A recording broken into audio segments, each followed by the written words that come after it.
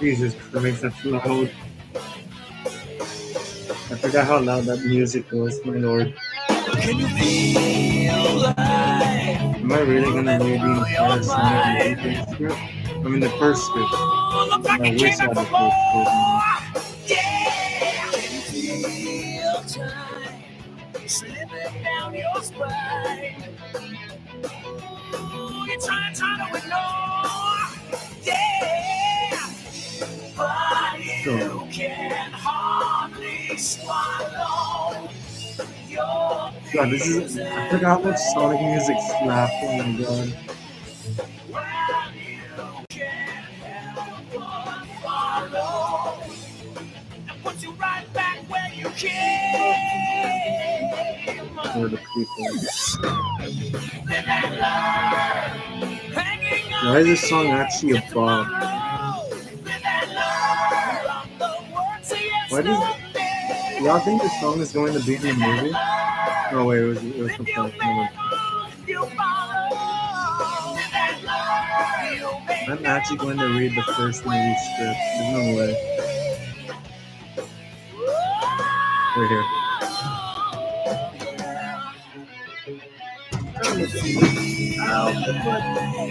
Tangle you up inside. Yeah. Now you're face down on the floor. Oh look, Sonic Forces. Oh god. You can save your sorrow. Guys, look what I found. I found Sonic Forces. You ever played Sonic Forces? This is actually funny. No. I got the steelbook for this. I don't got this one. Oh no. Yeah, Sonic Mania. This is a cool game. Sonic Mania.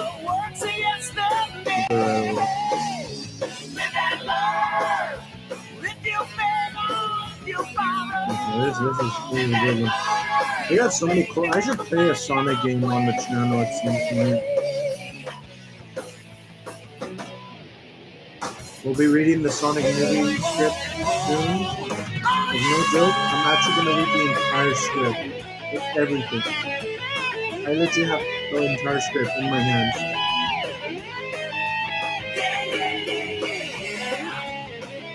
I was thinking of like watching like Sonic Boom. Like later.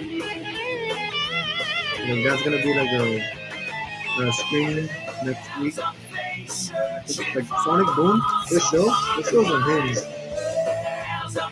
Sonic Boom is a crazy show. I don't know how insane Sonic Boom is. I legit have every episode of Sonic Boom. Yeah. Every season, Sonic Boom. Everything. Yeah. Every Sonic Boom. I am the Sonic Boom. The XC is better. They did make that new HC game. I enjoyed it. The remake. Where I'm gonna read the entire Sonic movie 3 script. No joke. I know where the script is. We're gonna read the entire script. All right. We're gonna see if more people show up. If not, we're just gonna read the entire script. So let me look for the script. I have it ready. No joke. This is like the entire script. In the meantime, I put something good. Let me put some wild music, like some good music. Sonic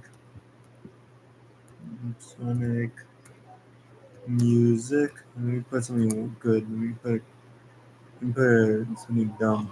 Yes, I sure wish you was pet friendly. God, commercials suck. You ever wish commercials never existed? Sonic could get rid of commercials. Let's be honest. Sonic has the power to get rid of commercials. I am the one that could get rid of commercials. Y'all have a favorite Sonic character? What?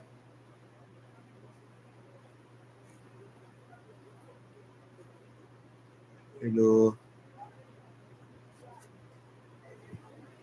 Sonic. Y'all ever seen the Sonic movie, like the first one? I seen the first one and the second one. Can't wait for the new one. All right, so this is the entire Sonic movie script. So because the trailer is gonna come out tomorrow, don't worry. I mean, I am still gonna rewrite the first, the second, and the Knuckles show. I seen the Knuckles show, and I heard not a lot of people liked it. Unfortunately, I liked it. I thought the Knuckles show was fun. Y'all seen the Knuckles show? I actually enjoyed it. What's your opinion on the Knuckles show? Have you seen it? I mean, a lot of people say it was the Wade show. Wade is cool. I thought Wade was okay. I don't know if a lot of people seen the Knuckles show.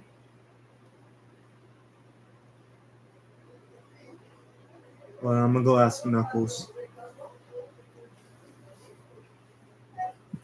All right, let's see.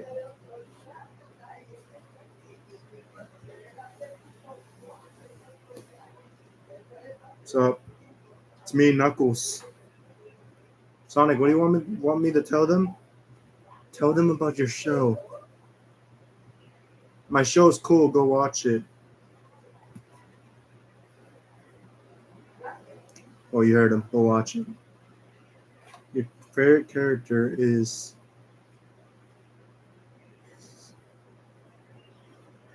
Mario. Imagine they make a Mario and Sonic movie. That's probably never gonna happen, but like it's possible.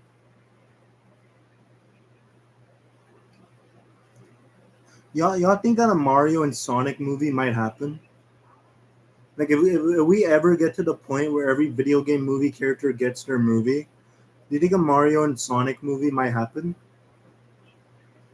No, yeah. Unfortunately, we could dream. We can dream.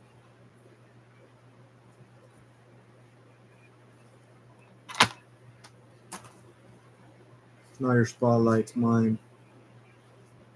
Anyways, all right. So here's the entire Sonic movie script.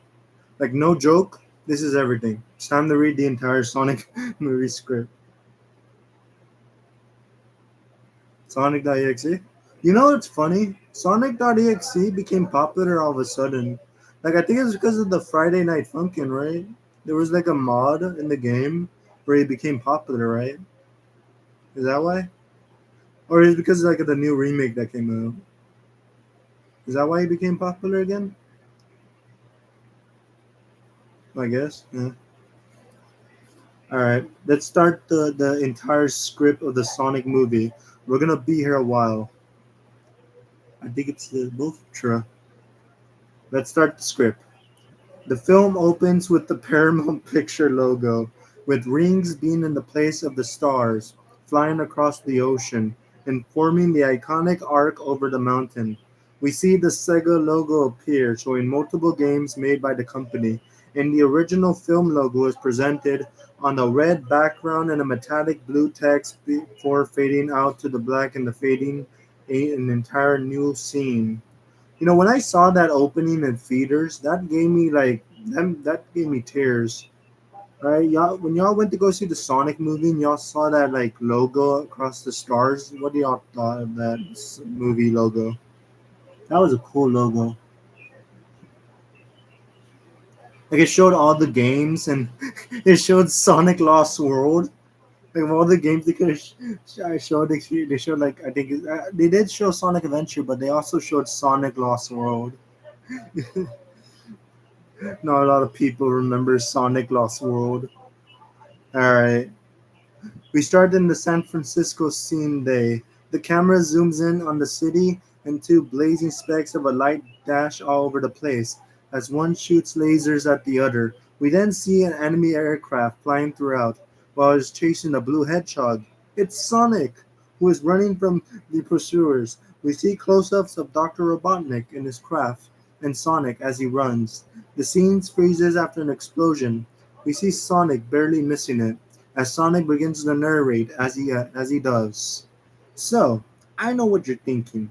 Why is that incredibly handsome hedgehog being chased by a madman with a mustache from the Civil War?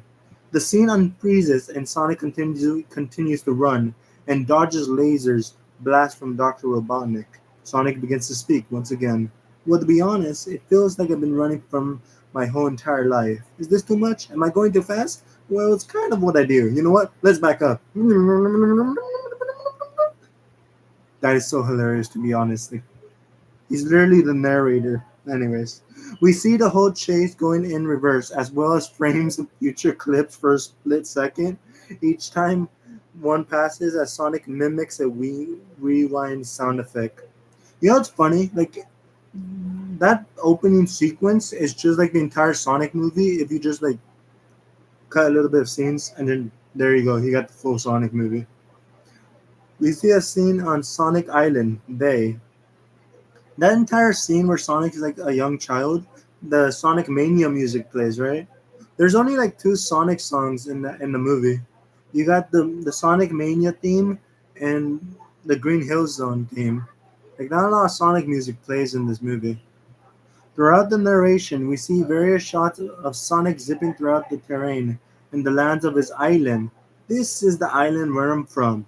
The Paramount Picture Presents appears in the white letter and disappears. It had everything. In associations with Sega Sammy Group appears in the white letter and disappears. Sandy beaches, cascading waterfalls, public access to Loopaloops.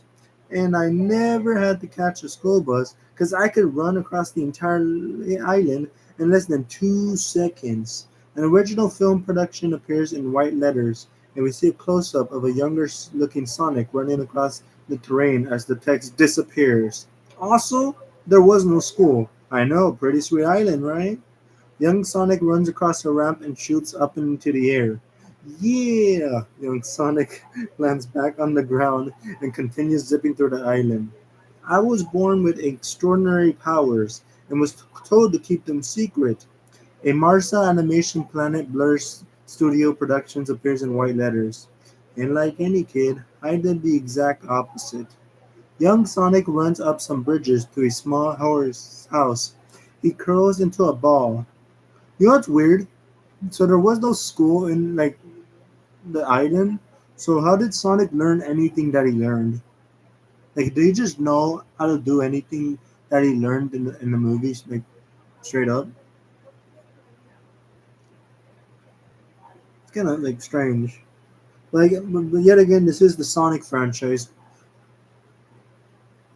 Uh, into the house, jumps up and playfully bumps into Longclaw while she's sleeping, causing her to wake up. That's Longclaw. She took care of me. You know what's funny? Longclaw like feels like it's just a random character, but if you really think about it, wasn't there like a an owl in like the OVA? I don't know if y'all heard of that one OVA. Like there was another Sonic movie before like the Sonic movie with the Metal Sonic. Y'all know about the Sonic movie with Metal Sonic? I don't know if any of y'all heard of that movie. There was a Sonic movie with Metal Sonic. I don't know. It's an old movie. I don't think y'all heard of that one. Not a lot of Sonic fans seen the movie. It's one with Metal Sonic.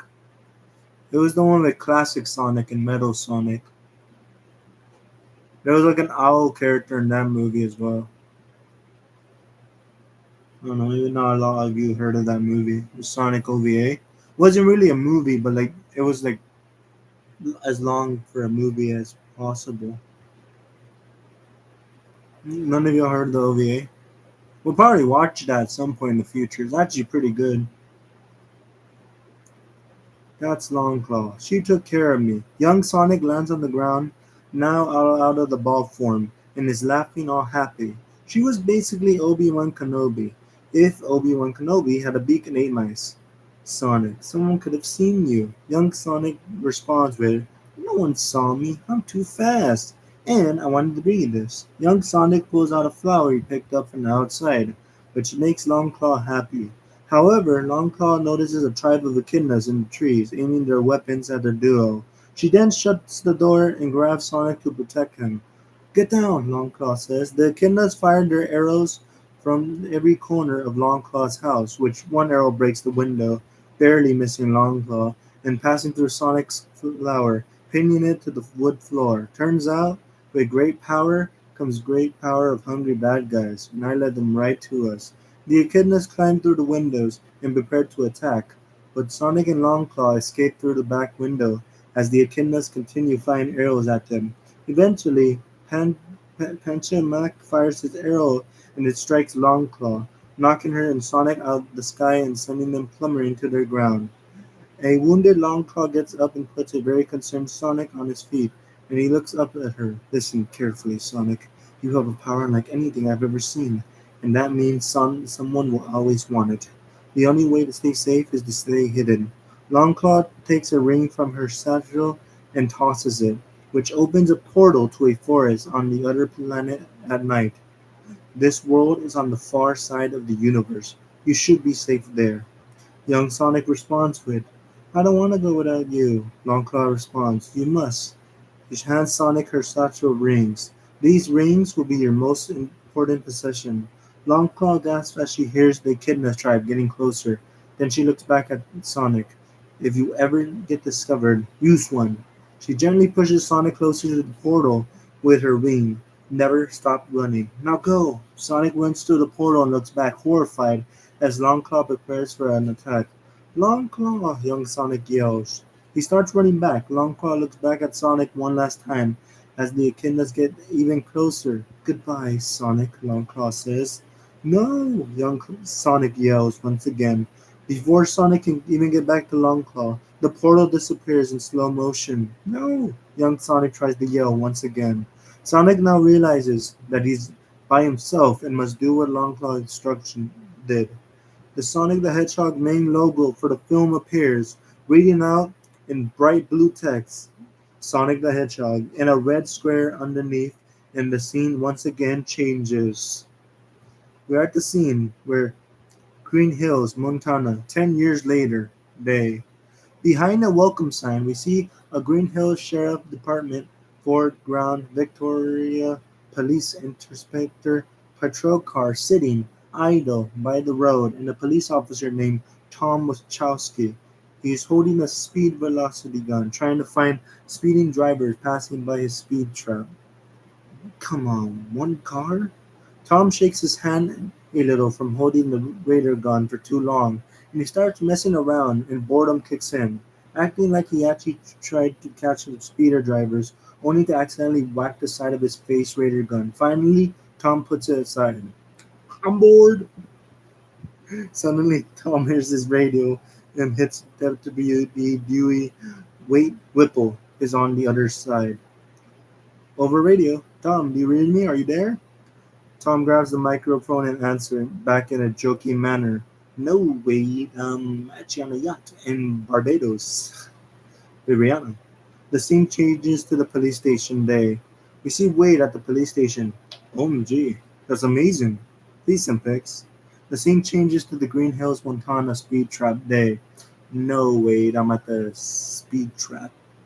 Wade over the radio. Already? How did you get back so fast? Barbados is in the ocean. Tom hangs up. Hold on, I think I got something. Tom takes his radar gun and aims at a slow moving turtle, and the device beeps and shows the target speed of the turtle is 001. Hey buddy, where's the fire? Got kids living around here? The turtle doesn't take much notice as it continues sprawling around the world. Tom smiles. Yeah, I thought that was kind of funny. Sorry. Tom takes his sunglasses off just as a speeding blue speck of light passes his patrol car, and his radar gun beeps, indicating that the target speed is now 296. What? Tom checks the radar gun and the road in front of him, only to see nothing, and the blue speck of light speeds by again, setting off Tom's radar gun and showing him the target speed of 300 this time. As Tom fidgets with the radar gun, he doesn't notice a playful Sonic, now a teenager, making gestures behind the patrol car. Tom departs his vehicle and walks around the road, pondering his situation. He then walks over the grass and notices something blue. He kneels down and picks it up and inspects it. We later learn that's one of Sonic's quills. Then Tom hears Wade on the radio sounding serious. Tom, we need you there. Down on Main Street. There's been a violent gang shootout. Tom leaves in the patrol car with his red and blue emergency lights blazing. Wade laughs. Just kidding. A duck stole a bagel. But they do need it back. The turtle from earlier is seen still slowly strolling across the road, but doesn't seem to notice that the upcoming truck is approaching. Hello there. Today I am reading the entire Sonic movie 3. No, not the third one, I wish. The entire first script of the Sonic movie. Sorry, I was excited for the third movie and I forgot I ain't reading that one. I'm reading the first one. So yeah, enjoy. There's gonna be like Sonic topics we're gonna talk about. So yeah, a blue speck of light speeds past, and the turtle is now gone. We see that it was Sonic. He saved the turtle. Woohoo! Thank God Sonic was there to save the turtle, right? When I saw that scene, I actually got terrified that the turtle wasn't gonna make it. Thankfully, I was there to save the turtle. Yeah, that's turtle got lucky that Sonic was there. Anyways, Sonic saved the turtle. Whoa, buddy, you almost got yourself killed out there. What are you, some kind of adrenaline junkie? She gently pats the turtle head with its fingers. It must be rough being slow all the time. Tell you what, today is your lucky day. Woohoo! Don't Stop Me Now by Queen plays as Sonic runs full speed down the road with the turtle in his hands. As the turtle looks like it's enjoying the ride. Woohoo! Have you ever felt so alive? Sonic does an airplane impression with the turtle in one hand. Oh geez. Sonic runs to retrieve the turtle and run back. Good recovery. Sonic speeds through the foothills. Woohoo! The scene changes to woods in the day. Sonic sets the shaking turtle down into the ground. There you go. Let's keep this our little secret, okay? You never saw me. I wasn't here. Don't Stop Me Now continues as Sonic speeds through the woods and into his new home in the trunk of trees, and he's having a real blast, mimicking a singer, playing the guitar, jumping rope. So, what were you expecting? A dirty little hedgehog eating berries and struggling to survive? But think again. I am enjoying my best life on earth. I got a library, reading comic books, running inside a dryer like a hamster on a wheel, a home gym, wearing a ninja headband and brandishing two pairs of nunchucks, a state of the art security system. Sonic waves the nunchucks on the ground until he hits himself. Ah. He then plays ping pong with himself, zipping through the sides into the table, and has fun until he hits Longclaw's wing satchels. He spills several wings as well and a piece of paper on the ground. Oh no! Sonic gathers the rings and puts them back, and then takes a look at the paper, which is actually a map of the planets. Sonic narrates, and if I'm ever distracted, I will follow Longclaw's instructions and use my rings to escape to a new planet. Sonic holds up the rings to the map against the Earth on the map, and then he hovers it around the planet, representing the mushrooms. Nice. A safe world filled only with mushrooms. Gross, smelly mushrooms. I hate mushrooms. You think that the mushrooms reference was a reference to like the Mario like franchise? Like they knew what they were doing and they were like mushrooms. Probably. They probably knew about the mushrooms thing. They didn't like Mario. Yeah, that's why. Yeah, that's why the whole mushroom thing was the thing. Sonic narrates, "These are my people. And there I say, I am their lovable space creature." Sonic stands on top of the building as he watches everything. So, what if they don't know I exist? We see Tom holding a donut. Sonic once again narrates, "My favorite person is the Donut Lord." Tom begins to eat the donut, protector of this town and protector of defenders of all creatures big and small. We see a family of ducks crossing the road, and Tom is once again haunting the traffic in order to let the ducks cross, and he also talks to them. "Morning, Donald, Daisy, Daffy." The scene changes as we see the Wachowski residence. We then see Maddie Wachowski, Tom's wife, walk into her backyard with a laptop. Donut Lord lives with Pretzel Lady. We see that Maddie is practicing yoga. She is super nice to animals and was born strangely without bones. Sonic is watching from the behind as he's trying to replicate Maddie's poses. Ouch, ouch, ouch, ouch, ouch. See, the scene changes to the restaurant day. We see Crazy Carl holding a crudely down picture of Sonic in front of some people as they are laughing hysterically. The Sonic picture. Now, when I saw Sonic in the Sonic movie, I actually laughed because like it was Sonic. Y'all know that Sonic was in the Sonic movie? Y'all know about Sonic, right? The meme. Let me show y'all a picture of Sonic. I don't know if y'all remember Sonic. Like, do y'all ever actually remember Sonic? Let me show y'all a picture of Sonic. Like, I don't know if not a lot of you remember Sonic. It was like a meme. Y'all remember Sonic? Here it is. I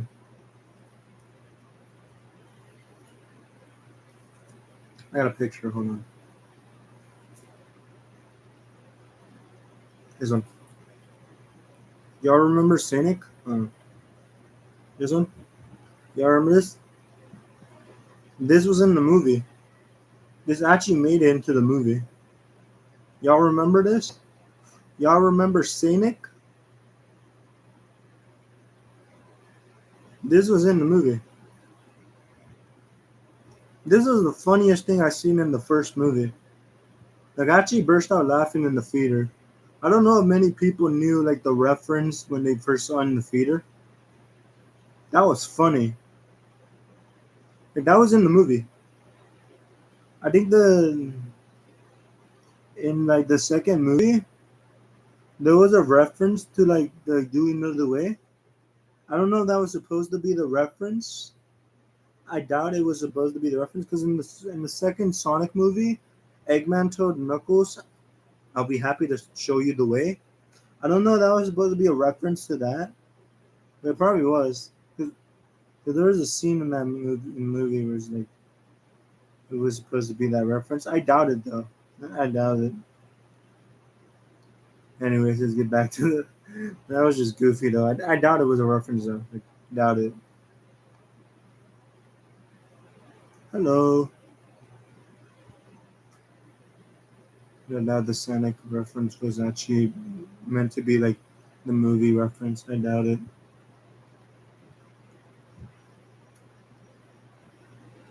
Sonic Force is playing here. At some point, I may actually like have this ready. Y'all ever play Sonic Forces? No joke. I actually S rank all of these game levels.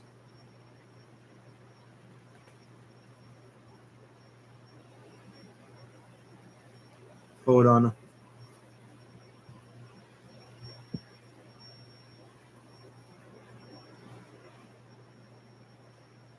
Okay. All right, we're back. I'm gonna read the rest of the script. Sonic got tired, so now you got me, Tails. He'll be back soon. Anyways, we start back with the story of Crazy. We have Crazy Carl now. Crazy Carl tries to capture Sonic. As Sonic is running around, we have fun together. Crazy Carl ends up getting caught in one of his own traps and is now hanging upside down from the tree. I know you're out there, and I know you're real. Sonic mocks Crazy Carl. No, I'm not. The scene cuts back to the Wachowskis' resident interior night. Tom and Maddie are sitting on the couch with their dog Ozzy.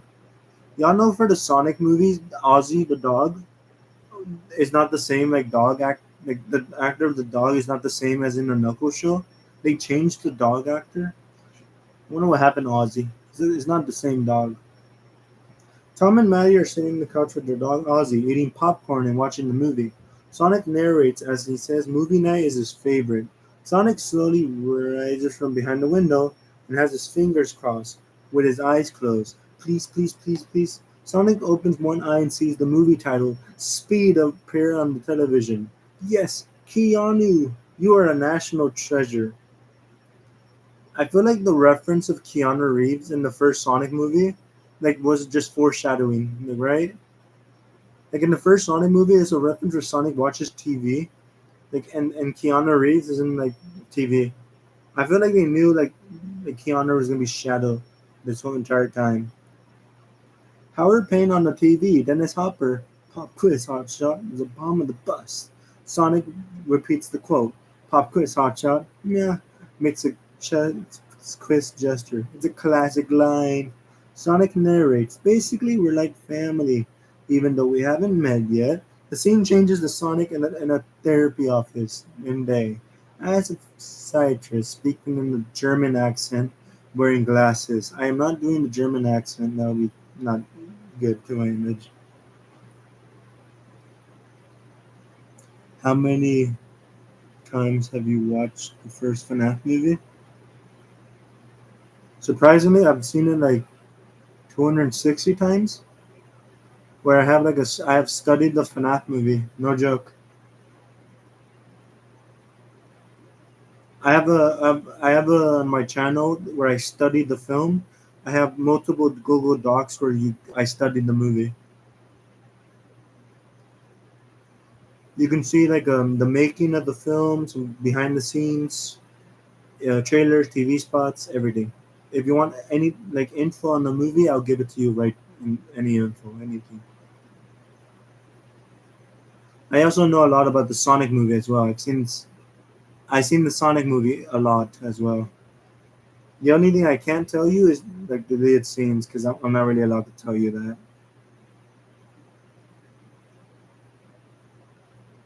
I mean, there are deleted scenes, but I'm not allowed to say that.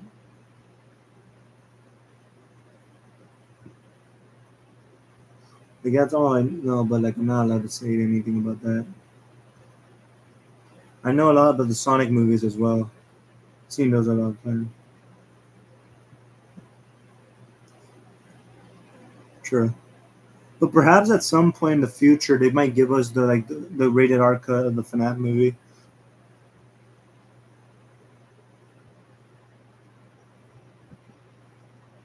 The uncut. True. One day. One day.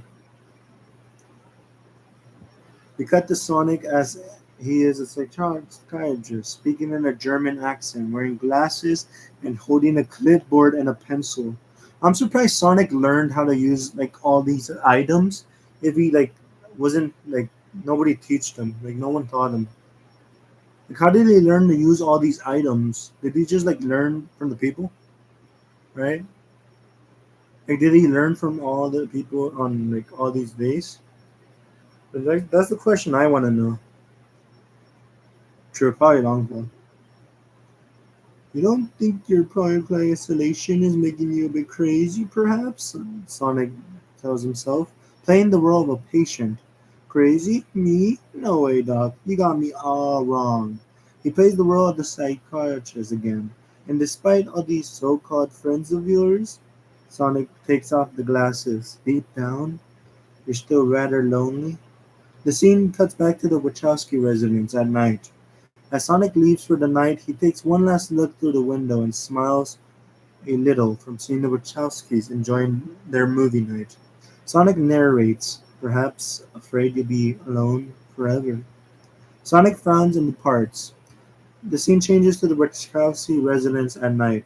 Tom's truck pulls into the driveway, and we see a couple of raccoons rummaging through the garbage bins, and Tom honks his horn to try to get their attention. Hey, hey, no, no, no, get out of there.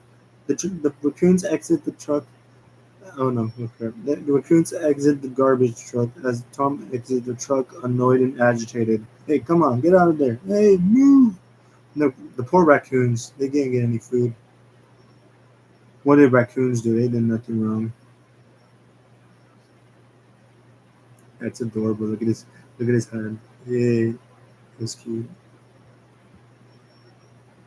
That's adorable, I know, right? There's these Sonic puppets. Let the raccoons eat. True, they did nothing. Justice for the raccoons in the Sonic movies. They did nothing wrong. Let them eat. Tom called them trash pandas. Let them eat. They did nothing wrong. Alright. Tom walks in the door and closes it. As Green Hills as most respected vegetarian, what is the fastest way to exterminate a raccoon? Jesus. Tom sets his work bag up and Ozzy walks up to greet him. Jesus Christ. Hi, Ozzy. Hello, you glad to see me? As Tom pets Ozzy, Maddie walks in holding an envelope. You don't eat garbage, do you? Y'all know for like. Yeah, roast tales, go ahead.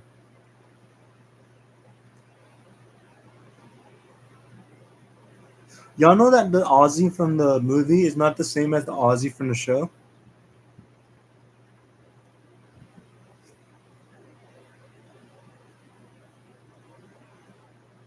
Did you know that? Like the Ozzy from the movie? True. But like the Ozzy from the movie is not the same as the one in the Knuckles show. I think like it's a different dog. Like it's literally not the same like dog. They literally changed the dog. Wonder what happened though. Like what happened to the other Ozzy? They probably changed it. Maybe Ozzy didn't have time to be in the Knuckles show. That's a shame though. Poor Ozzy.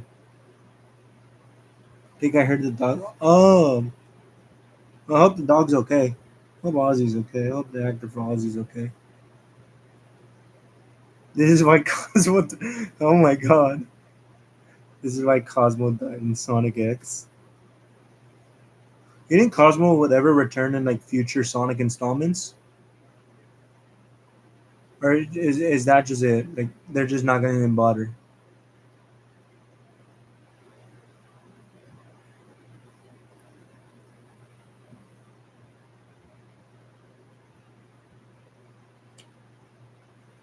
Oh no, he left.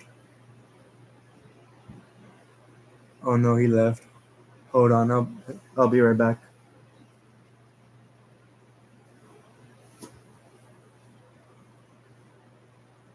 Alright, he left.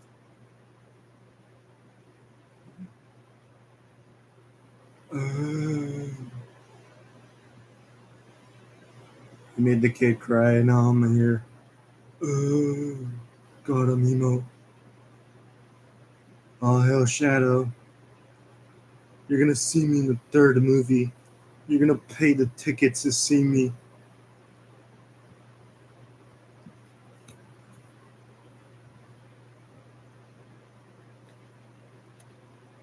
No, it's my time. Alright, time to read this. Oh, true. True, true. Sonic arrested him. You hear that, Sonic?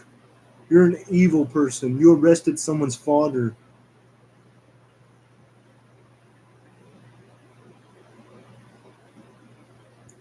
I'll beat him. Easy. I could beat Sonic. I'm Keanu Reeves. I could beat Sonic easy. Anyways, let's read this.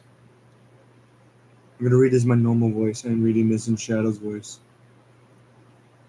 Tom looks at Ozzy as he repeats, You don't eat garbage, do you? He stands up after seeing Maddie with the envelope. What's that? Is that what I think it is? Maddie nods. Uh huh. Open it. Tom walks up to Maddie and takes the envelope, expecting it. Oh, it's kind of small. Is that bad? Maddie repeats, Just open it. Smiles with excitement and anticipation. Tom opens the envelope, and both he and Maddie walk to the kitchen counter. And Tom takes a deep breath as he reads the letter from the envelope. Dear Thomas, we have reviewed your application to the San Francisco Police Department, and pending interdepartmental review and background check, we are happy to inform you that you have been selected to join our team. Maddie get in excitement. Oh my god! Tom, wow, oh my god. Maddie pulls out a pink box and sets it on the counter and opens it to reveal a cake. Ta da! Tom looks at the cake and reads, San Francisco sucks. Gotta be honest, the first Sonic movie had some funny comedy. There's that moment where he reads it and it says San Francisco sucks. That was kind of funny to be honest. Oh my god. Y'all are just roasting toes. Tails. Oh, he's crying, guys. You made Tails cry. Even in the cartoons are like, I don't know which one was it. Adventures of Sonic the Hedgehog.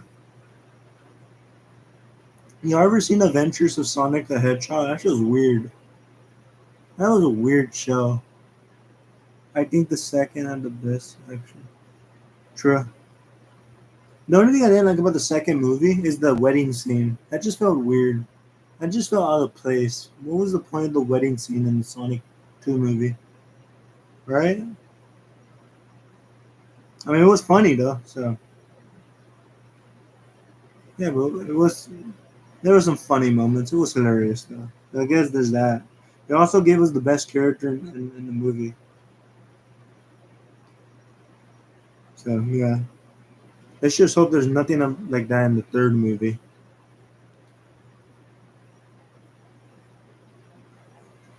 Imagine if like the Knuckles show, if they made a Shadow the Hedgehog show. The Shadow the Hedgehog show has like Rachel, like great. It's a show about Rachel. Bring Tails back. He'll be back soon. The cake shows a burning golden gate bridge and a blue letter reading "Forget those morons. San Francisco sucks." Oh, Maddie realizes her mistake and puts the cake away.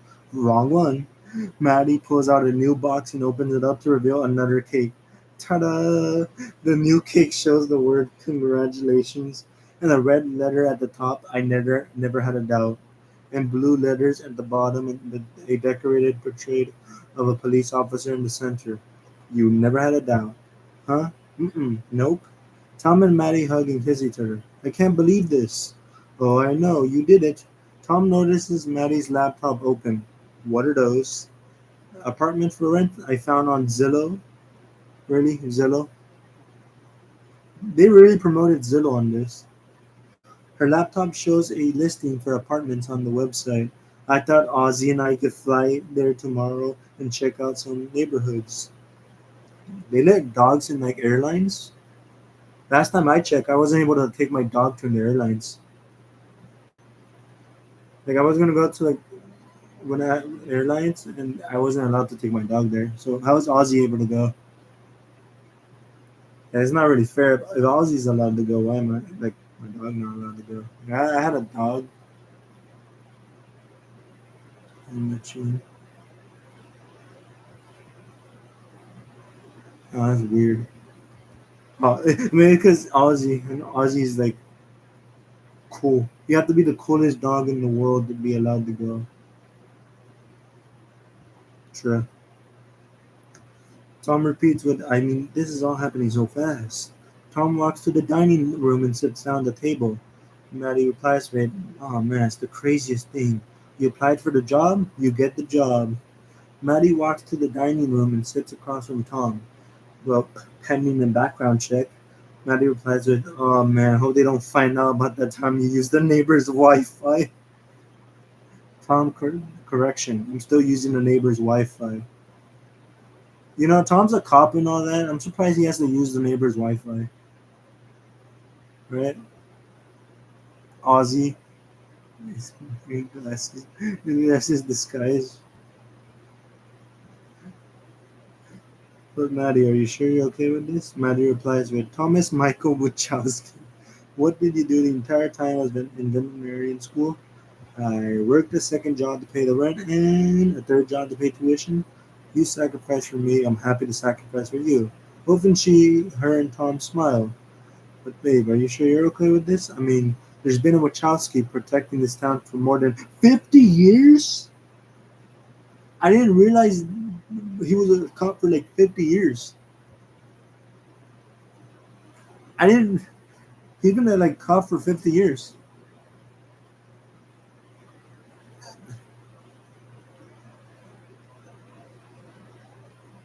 Tom's been a cop for like 50 years.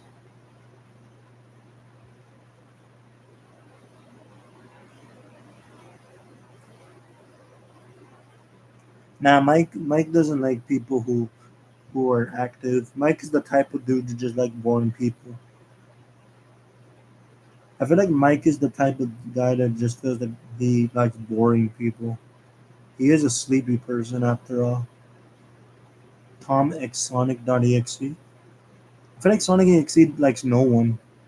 Think about it. Sonic.exe is just like a terrible being.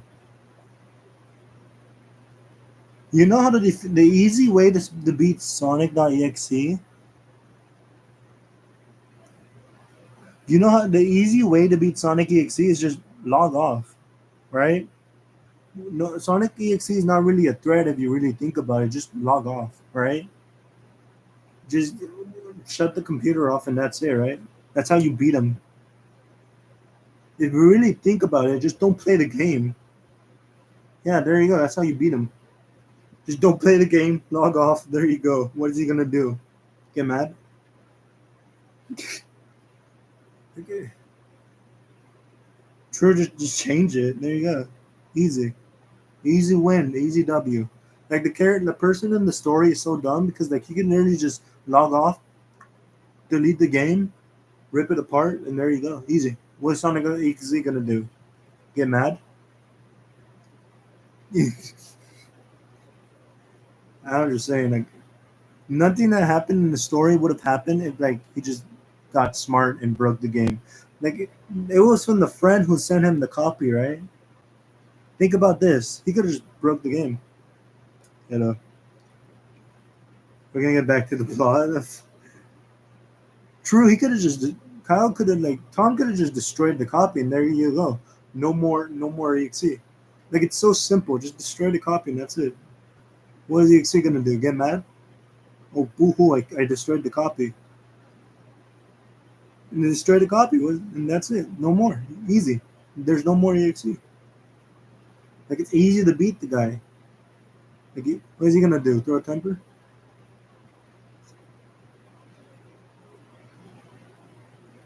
Ooh, questions. I see a hand up. What do we got?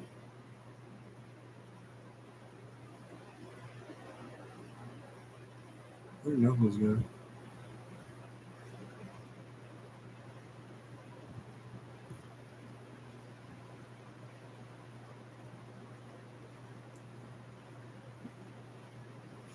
God, I'm small.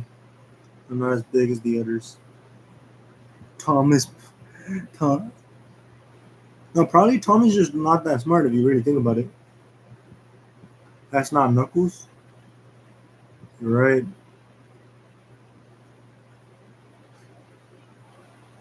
Y'all remember that one Knuckles meme? It only lasted a few like years. It didn't last that many. It didn't last that long. There's no. You know there's the Nibbles. You know the person who made that one comic, made the film, like not the film, but like he made some designs of the film. That was a weird comic. All right, we're gonna continue this is the Sonic script. Oh my god, this is a long one. Tom says, "I'm positive," as he gets up from the table. "It's time for this guy to get out there and prove himself worthy." He walks over to Maddie. "I love Green Hills, but I want to help people in real trouble.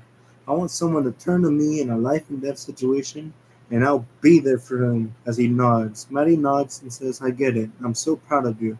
Tom says, "Thank you," as both Tom and Maddie hug. Scene changes to the road day. Tom replies with, "And so it is with a heavy heart that I tell you all that I've accepted a position at the San Francisco department, effective and immediately. It's going to be a tough one to leave my hometown and all my friendships, but this is something I feel like I need to do to grow as both an officer and a man." In this revealed that Tom was practicing his speech and reciting to a pink frosted sprinkled donut. Well, at least he was like talking to a donut, not nothing, right? You think that donut was like dirty in his whole car? Like he had the donut there like for the whole entire like speech.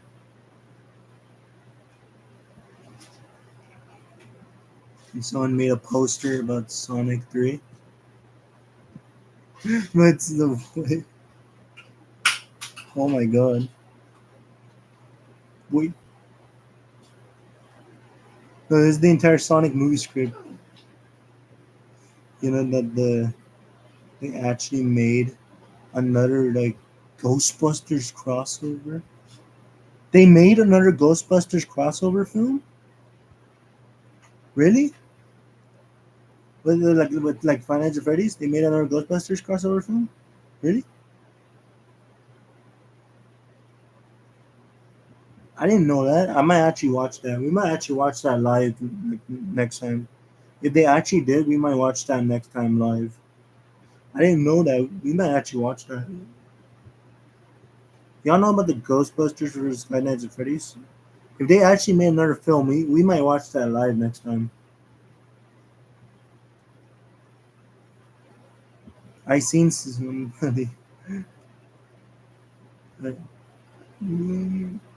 You know, there's actually a Sonic Bible. Like, I'm not even joking with you. Very well. Sure. I didn't know they made another Tanaka Ghostbusters fan film. That's pretty cool. Tom spoke with a donut. That doesn't seem right. True, it doesn't seem right. It just feels wrong. No, it didn't work. It just feels wrong. No, it didn't work. I don't think it even exists anymore. I don't think it's canon. It's not canon anymore.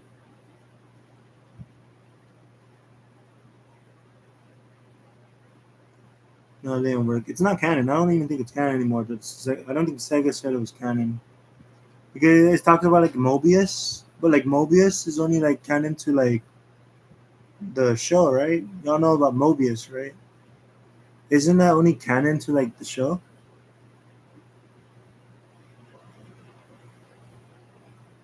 Like, where does Sonic even live in like the games?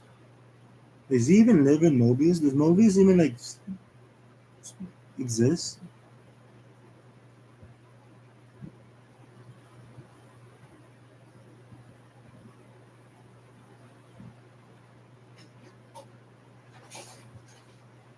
As long as the joke is appropriate, you can say any goofy joke. As long as it's appropriate. As long as the joke is appropriate, you can go on. I didn't think Mobius exists anymore. Alrighty, let's go back to the entire Sonic movie script. Tom responds with, "What do you think, Sergeant Sprinkles? That wasn't so bad, right? Now all I gotta do is tell everyone who's not a donut." He was so confident that he spoke to a donut. Oh.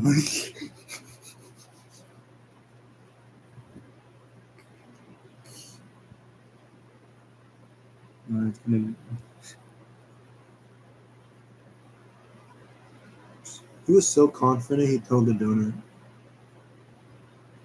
I wonder if the donut was like in his car like the entire time. Like in the beginning of the movie, we didn't see the donut. So did he just put it there like barely? Because when I remember I watched the Sonic movie, in the beginning of the movie, the donut was not in his car. So did he barely put the donut in the car?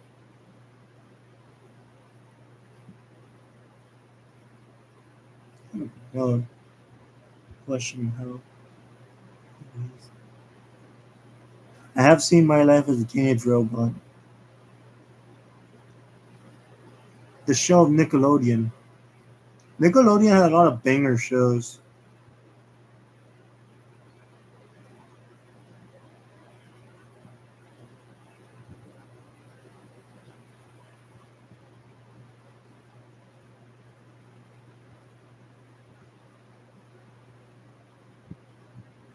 Read the rest of the script. Well, we're barely in the halfway of the script. All right. Let's continue our journey of the way.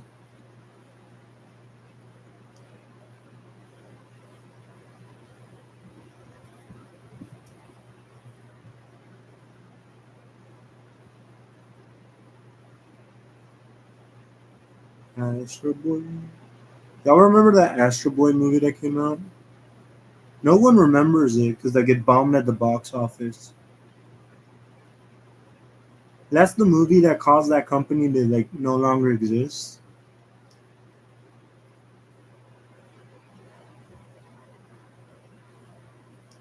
Because of the Astro Boy movie, the company known as Imanji no longer exists.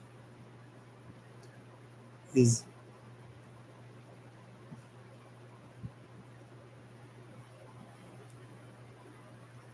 You know what's funny about Husband Hotel? I don't really like. I like the show, but the only problem I have with the show is that the comedy is not really funny. The only problem I have is the swearing. Like the jokes aren't even funny. That's the only problem I have. And that's the weak part about the show. That it needs like slowing down with its comedy. Like I don't like how the jokes are just like swearing.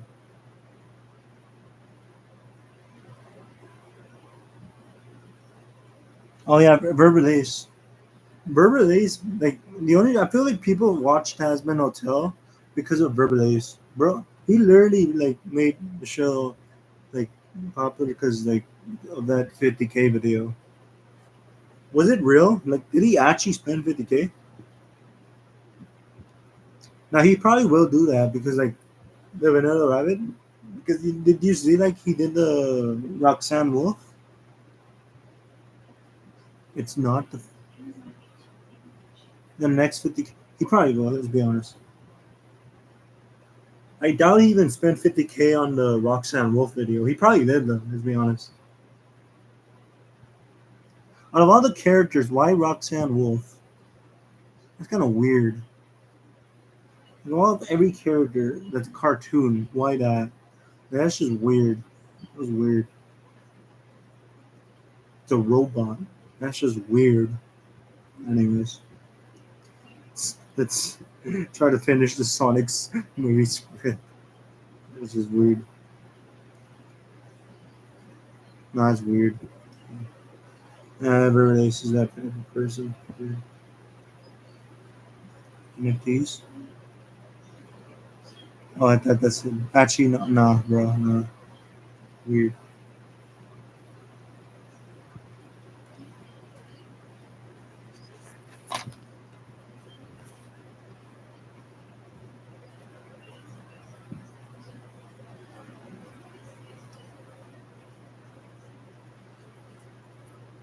You don't talk. He doesn't talk. I forgot.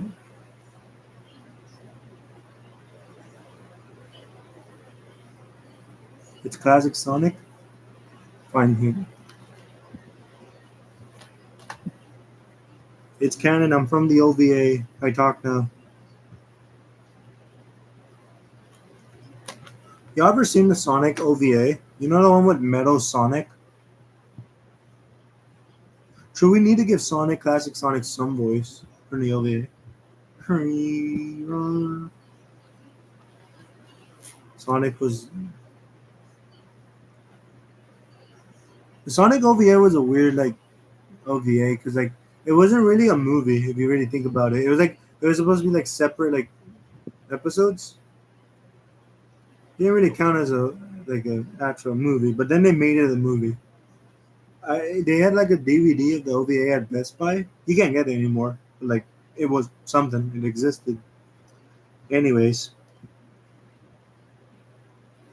didn't Knuckles have the hat in the OVA? They brought the hat back in the Knuckles show.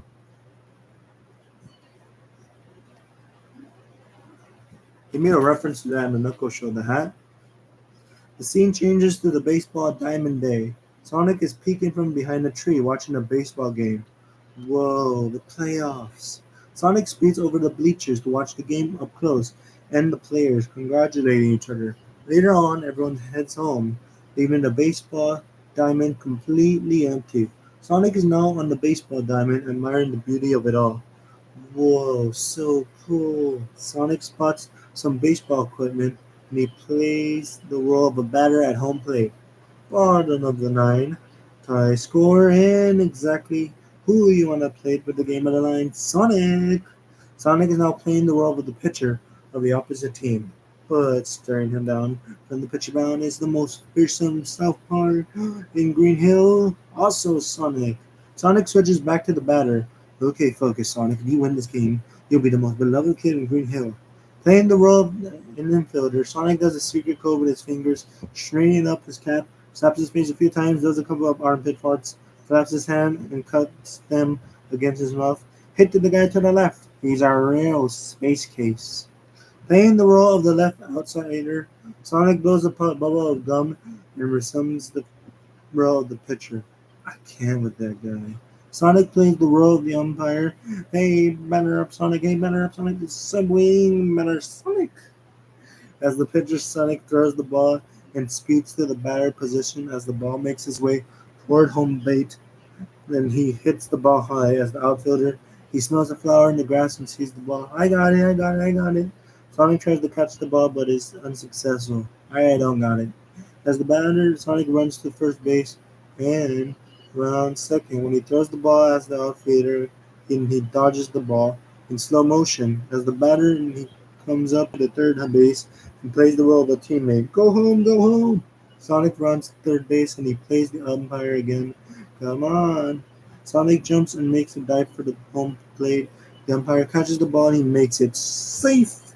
Sonic slides to a stop and jumps with joy. Yes, yes, yes, yes, I did it. Did you see that? I did it. I did it. Sonic holds up his hand, but he sees that the baseball diamond is completely empty and silent. I'm really alone. Alone forever. Sonic whips off the batter helmet and starts running around the perimeter of the baseball diamond at a very fast speed. His anger and sadness increases the energy of the building with each lap. Finally, Sonic lets out a long yell as the light blue electromagnets pulse explode in the air, causing the lights in the baseball diamond to explode. The brilliant pulse blooms outwards and spreads across the valley. Several cities black out, plunging into darkness. Even a satellite is disabled by the EMP. I'm sure no one noticed that. Giant blue explosion, right? Sonic speeds away. I'll be right back. Let me go get some water.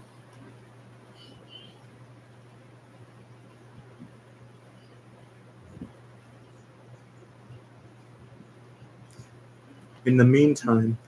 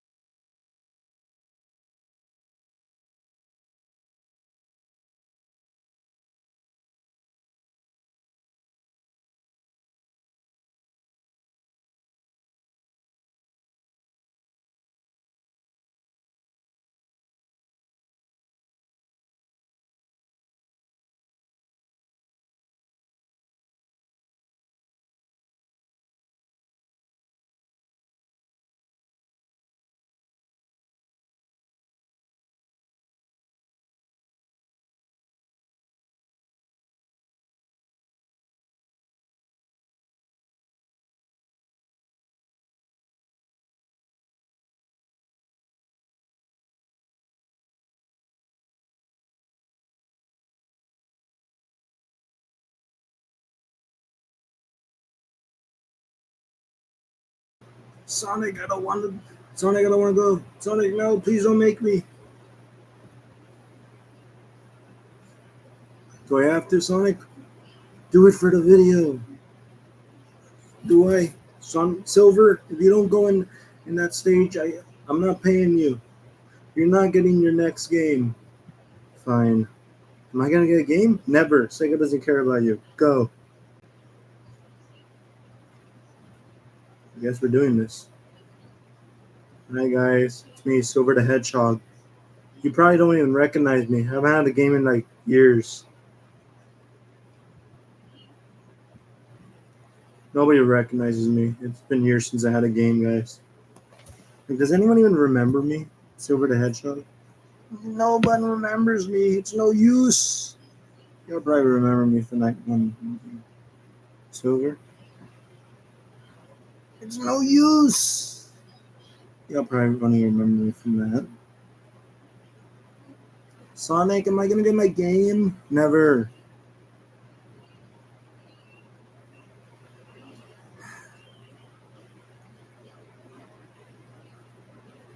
Silver's cool. I'm gonna get my game. Woohoo! No, you're not.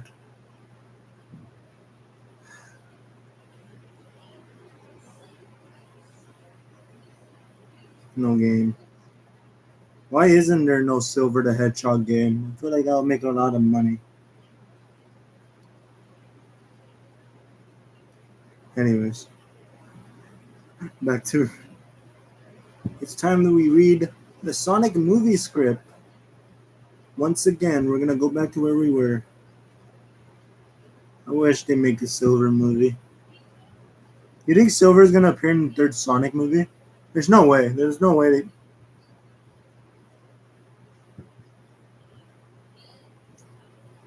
No? No way. There's no way. Yeah, true. That's too wishful thinking. Alrighty. The Brilliant Post. He won't. True, there's no way Sonic will appear in the third movie. Silver. It was impossible that Silver wouldn't appear. Silver the Hedgehog. He did appear in the team. No one remembers Team Sonic Racing. The Sega one. It's.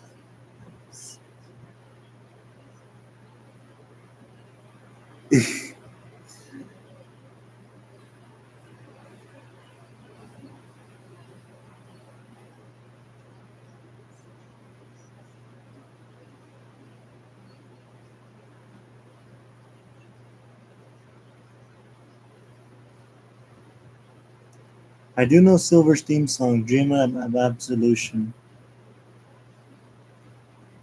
That's a banger of a theme song. A swimmer.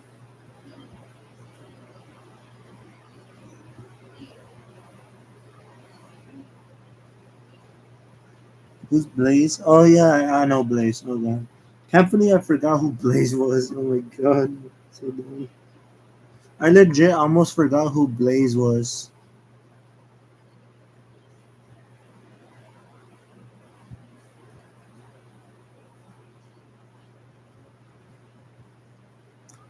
Now you know who's the best Sonic character? Shadow. Nah, it's Shadow. Shadow's the best Sonic character. Silver's back.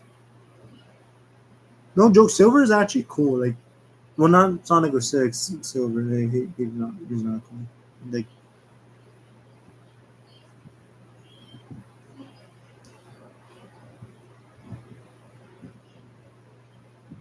where's his Shadow? Yeah, because Shadow has the best theme song. You think they're gonna give Shadow his gun in like the movie? There's no way. Like, there's absolutely zero chance they'll give Shadow a gun in the movie. There was like a rumor that it was going to be PG-13, but no, there's no way. Zero chance. I doubt Paramount would go that far.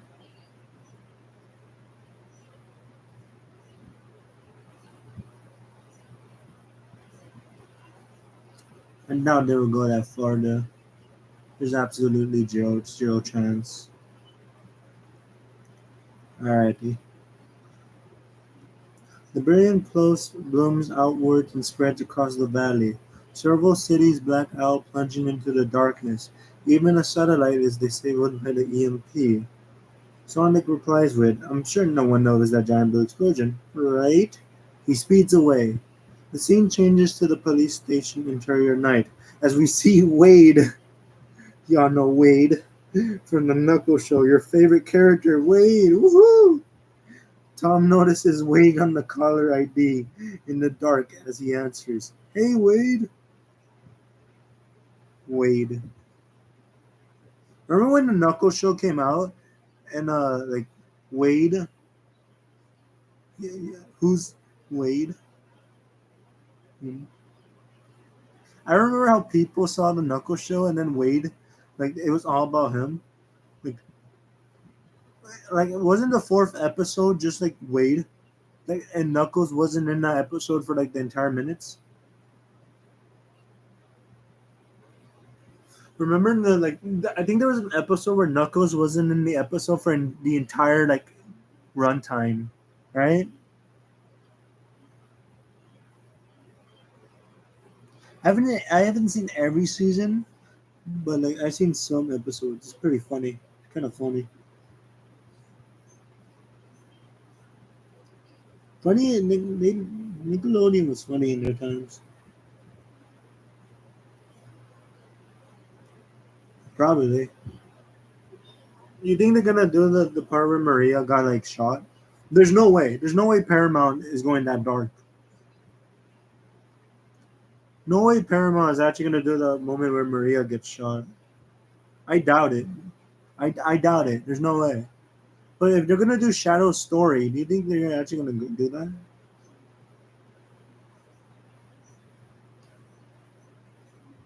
Yeah, they probably are gonna do the 4 kids route. Yeah, probably. They're gonna go for the 4 kids route. Yeah.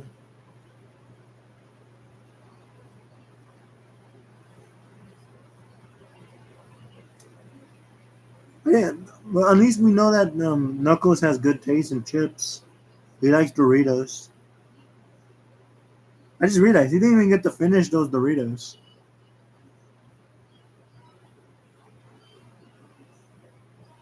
At least, sure.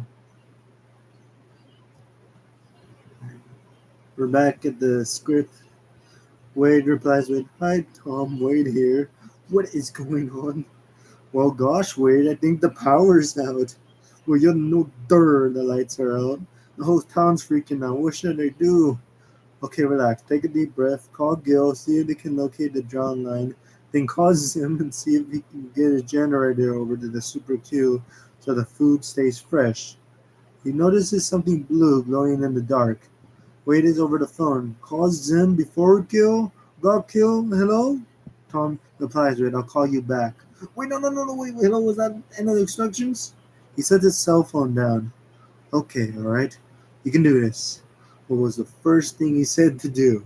Right, relax. Wade literally just forgot the instructions. Like I feel like all this wouldn't like not happen. Like the power would have just like went back up if he just caught everyone. Right?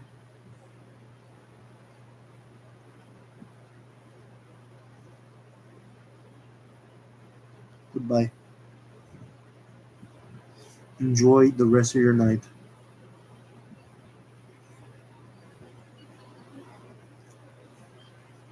Silver, no one does that anymore. It's a new year. Stop. Sorry.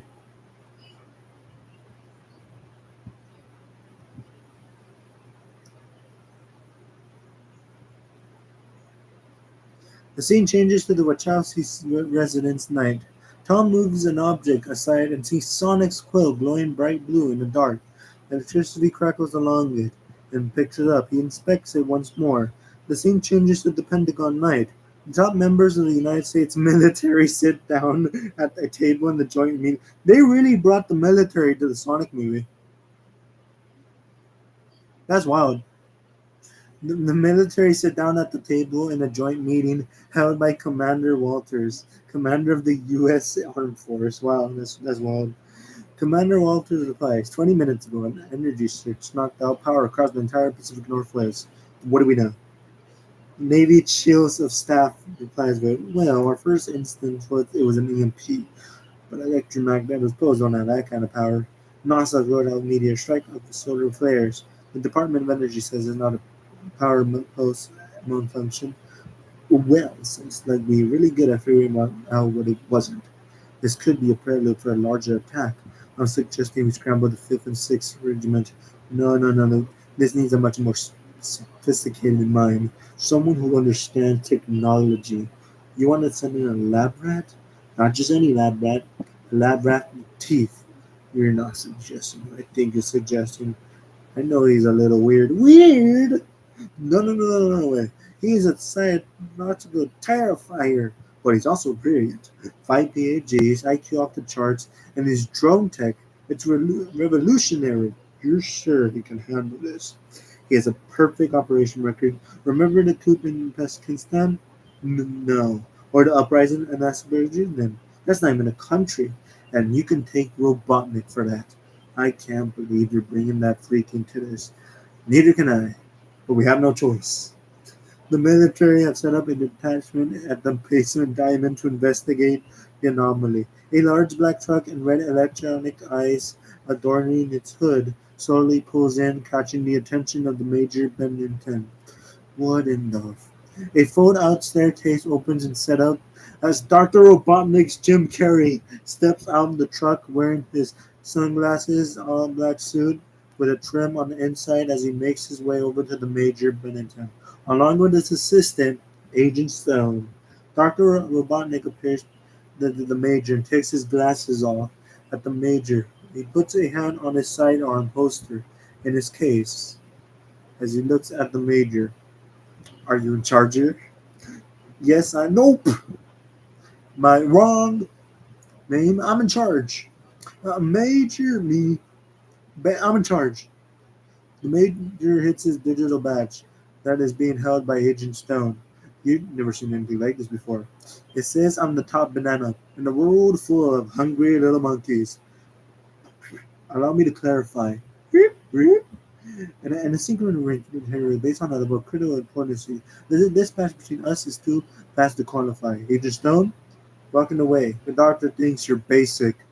I'm initiating a sweet sequence, pressing buttons on his glove control panel. 10 miles in every direction should suffice. On the top of Dr. Robotnik's truck, he sees his flying drones preparing to dispatch. Is he still looking at me funny? Yes, he is. Tell him to stop or I'll put him up his search history. If you don't stop looking at the doctor, he'll take a closer look at... I'm not deaf. And tell this man to report to me now. Blah, blah, blah, blah, blah, blah, blah, blah, blah. Excuse me, listen, pal. I don't know if you realize. I'm sorry, Major. What was your name? My name is... Nobody cares. Nobody cares. Listen, Major, nobody cares. You know why nobody cares who you are? Because nobody cares about your feeble accomplishments. He walks up to the Major and walks around him. And nobody cares how proud your mommy is that you're not reading at a 3rd grade level. Have you finished Charlotte's Web yet? Spoiler alert, she dies in the end, but she leaves a big creepy egg sack. He sees his drones flying around. My babies. Oh, look at what come out of my egg sack. You know what I love about machines? He turns the face to the drones. They do what they're told. They follow their programming. They don't need time off to get drunk, put in the boat in the water. He turns back to face everyone, pointing at the Major Bennington. Now you do what you're told. And stand over there on the edge of your personal abyss and watch my machines do your job. A discarded Major Bennington walks away, and Agent Stone turns to the face of the Dr. Robotnik. Can you feel it now, Stone? I can feel it, Doctor. It's evolution, Stone. It's evolution! The drone flies off in the distance. As we see the flying drones spread out in the woods and fly through the trees, scanning everything in their path, each drone is equipped with a single red-eye lens, like the one on the truck. One scans a nearby rock on the rock. It's very muddy. Sees a shoe print. It's shown a war out sill, revealing clear hedgehog heel prints. Back in the truck, Dr. Robotnik is watching and controlling the operation on a giant hologram screen. Agent Stone enters. Agent Stone? Doctor. Do you see anything useful in this image? Nothing at all, Doctor. Of course you don't. Your eyes weren't expert trained to spot tracks by the Native American shadow wolves. Dr. Robotnik presses some buttons on the control panel and scoots back a little as the image now shows what looks like an unusual foot. That's extraordinary. No, what's extraordinary is I determined the exact height, weight, and spinal curvature of this creature, and my computer can't find a single match for it anywhere in Earth's animal kingdom. That blackout was not a terrorist attack, and that is no baby Bigfoot. This guy is something else entirely. The bird also retreated to the side of the footprint. That's one small step for man, one giant leap for me. The military and the drones are searching the area while Sonic watches from the distance. Okay, okay, everything is fine. You played some baseball, got a little upset, lightning shot on your butt, and now they're coming for you. Sonic speeds back to his tree trunk home. Alright, Earth isn't safe anymore. Time for plan B. Mushroomville. Gotta take all my stuff, okay? Essential items only. Toothbrush, toothpaste, Helger. Oh, okay, nightlight, funny night. This half-eating cantaloupe. Ooh, my scent candle. Entire comic book collection. Beanbag chair. Can a beanbag chair fit in a backpack? No, of course not. That's stupid. Ooh, what else? The rings is of course. He wears a red backpack and holds the rings. Says, here we go. Ring time. Mushroom Planet, here I come. As Sonic is about to toss the rings, he hears a dog coming in the distance. Oh no, they're right outside. I gotta go somewhere else. He takes one last look at this cave. Goodbye, cave. He walks out. We're back at the Wachusett residence. Tom's phone rings while he's marking things down on a map, and he sees it's Maddie who is calling, and he answers. Hey! Over the phone, Maddie responds with, Hey, what you doing, Tom says. Just coloring with Jojo and Rachel. Ah, that sounds half fun. Hey, exciting stuff here. We had a power outage. The whole town went dark. It was a sign telling me to get out of the Dodge. Must have been insane. Wade must have lost his mind. Yeah, he does not have much to lose. Anyways, how's your sister? Did she convince you to leave me yet?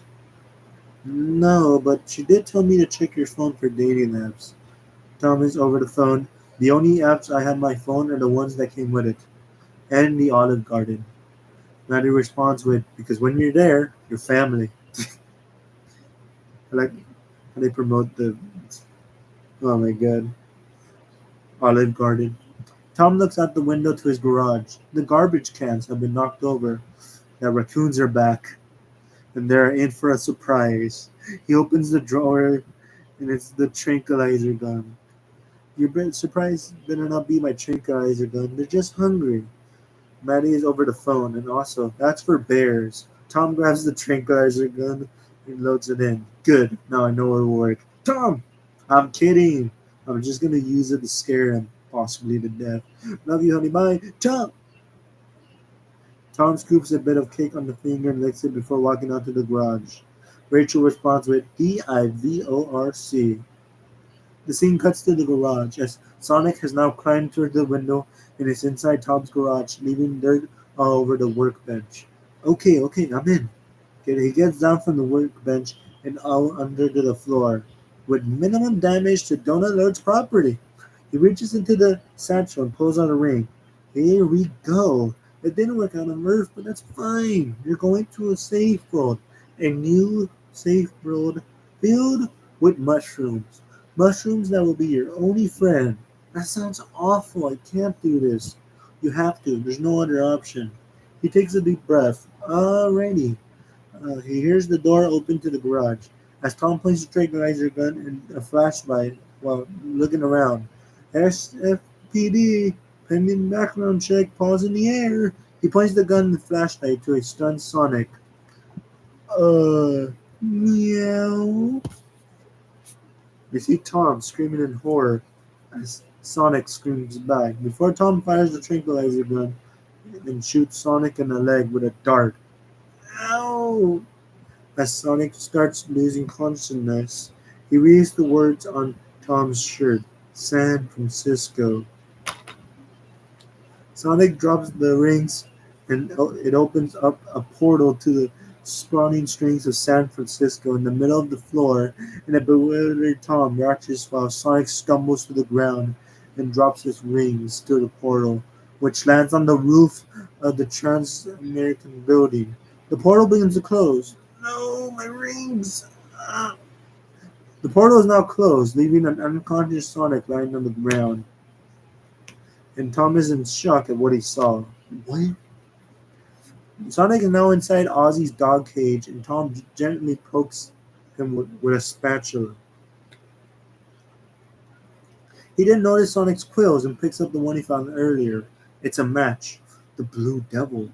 Tom walks up to the corner and ponders what he should do. Sonic regains consciousness and opens the cage.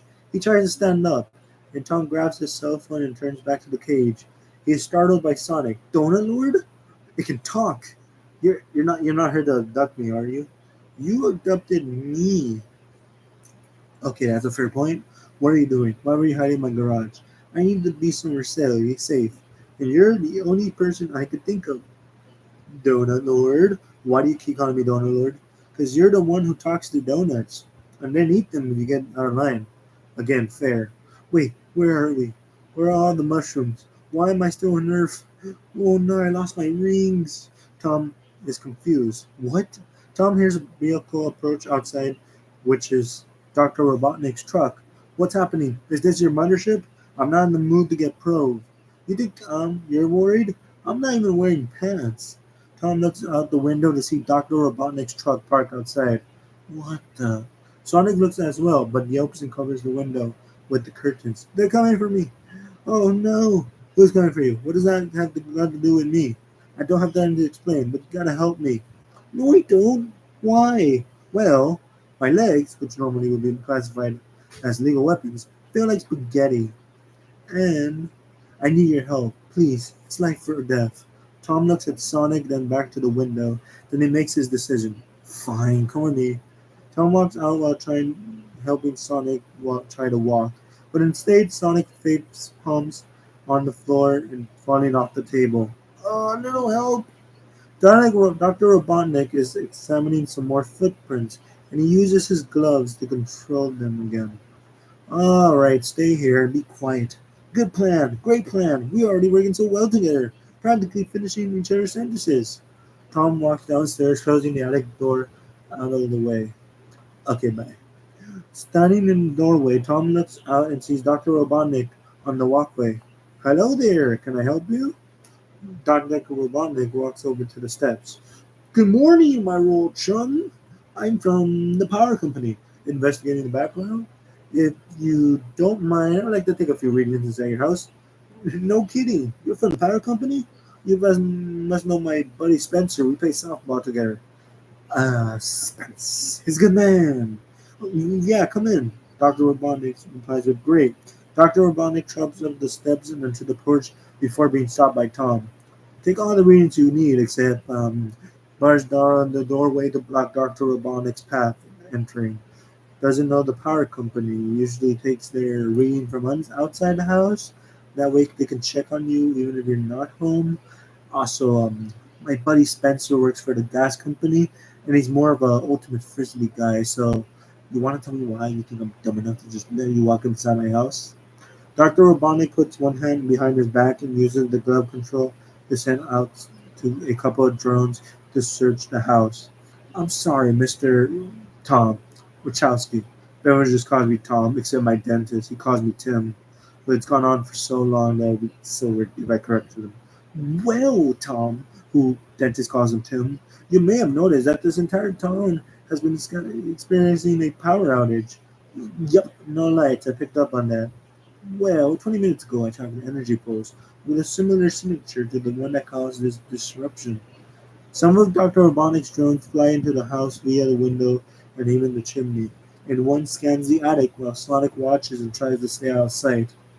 Listen, Mr. Dr. Robotnik, but my dentist calls me Rob. Look, Dr. Robotskis, I'm sure what you're here for is very serious, but it's got nothing to do with me. You're gonna ask everyone in town. Everyone knows me. Oh, I bet they do. I'm sure you're hella popular with the Jebs and Merleys and Billy Bobs in this glorious gas station restaurant. But you go way back to the days of pudding pals and playing with the jug band. And maybe someday you'll achieve your goal of getting a Costco card or adopting a Labradoodle. But the reality is, I surpassed everything and everything you're going to do. Before I was a toddler, I was spitting out formulas while you were still spitting out formulas. Tom replies with, I was breastfed actually. Nice, Robotnik says. Rub that in my orphan face, Mr. Wachowski. Are you familiar with the U.S. Code 904, Title 10, Article 104? Yeah, who isn't? Dr. Robotnik replies with, anyone who attempts to aid an enemy of the United States shall suffer death. And if I'm the one who catches you, it will be even worse. Worse than death? Sonic is curled up in the ball to blend in with the other sports ball to avoid detection. Okay, I'm a normal ball. Just a normal ball. I'm blending in like a ball. Shh, stop talking. No, you stop talking, Sonic. Shh, stop talking. No, be quiet. You be quiet, Sonic. Oh, I hope they aren't scanning me with x-rays. I had a kind of embarrassing lunch. Another flying drone flies into the attic and starts to scan the area. They seem to get closer to the blue blob. Don't freak out, don't freak out, don't freak out. The laser's getting even closer. Don't freak out! Just before the scanners reach him, he panics. I'm freaking out! Sonic leaps out of his hiding spot, fumbles into the attic, and rolls down the stairs. Why do you have a staircase, carpet? Sonic rolls into the kitchen and bumps into the counter. Compared to what I... Tom and Dr. Robotnik look for the source of the noise. Old pipes. Yeah, probably just the house setting. Nothing to see here, folks. Dr. Robotnik pushes Tom out of the way and rushes to find the source of the power, with Tom behind him. Hey! Tom and Dr. Robotnik find a raccoon on top of the counter, chomping away at the cake. Here's the thing. I'm never wrong. Tom pats Dr. Robotnik's shoulder. Well, first time for everything, I guess.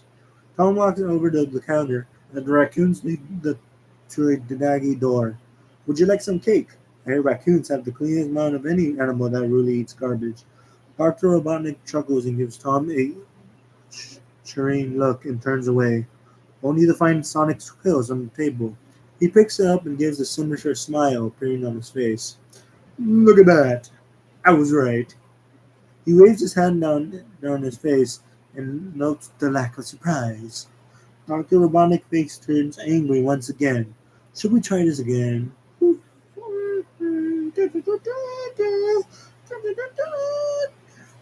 While Sonic is watching underneath the corner, the drone's arms its weapon and aims them at Tom. Dr. Robotnik slowly grabs Sonic's quill as he inches closer to Tom. I'm going to give you 5 seconds to tell me what it is. 5? I don't know what you're talking about. 4? Hey, tough guy, I'm a cop, and you're threatening a police officer. How can you threaten someone who never existed? 3? Come on, rack your brain. You might be able to come up with some lame excuse to go on living. And 2? Tom glances at the drone. 1. Sonic rushes from behind the counter. Wait, don't hurt him. Dr. Robotnik screams. Ah! Tom punches Dr. Robotnik in the face, knocking him out cold. A skirmish ensues inside the house with the flying drone firing its weapons everywhere, breaking out objects and knocking some over while Sonic and Tom scramble to cover. This feels excessive. Sonic notices the drone and gets an idea. Stay behind me. Tom notices Sonic is no longer with him, but rather climbing on top of the shelf, preparing to commence with an attack. Tom shakes his head urgently, but Sonic just nods and gives him a smug look. As Sonic jumps on the drone, hey! Sonic is now controlling the drone. Don't worry, I got him where I wanted.